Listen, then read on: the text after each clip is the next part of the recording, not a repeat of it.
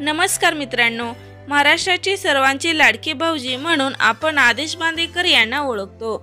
आदेश बांदेकर यांनी दार उघड बया दार उघड असं म्हणत घराघरात ओळख निर्माण केली आहे।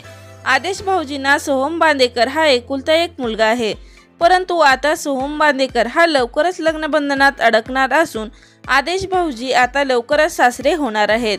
तर सोहम बांदेकर हा अभिनेत्री पूजा बिरारी सोबत लवकरच लग्नगाठ बांधणार आहे, याची चर्चा जोरदार रंगली आहे। याबाबत आदेश बांदेकर यांनी पहिल्यांदाच प्रतिक्रिया दिली आहे।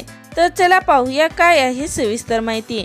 आदेश बांदेकर यांनी अनंत चतुर्थीच्या दिवशी विवेक साळुंखे हा बाप्पाच्या विसर्जनासाठी सामील झाला होता। विवेकची तिरकी घेताना आदेश बांदेकर यांनी आपल्या लेकाच्या लग्नाला ग्रीन सिग्नल दिला आहे। विवेक आणि आदेश बांदेकर यांची अबुदयनगरच्या राजाच्या विसर्जन मिरवणुकीत भेट झाली।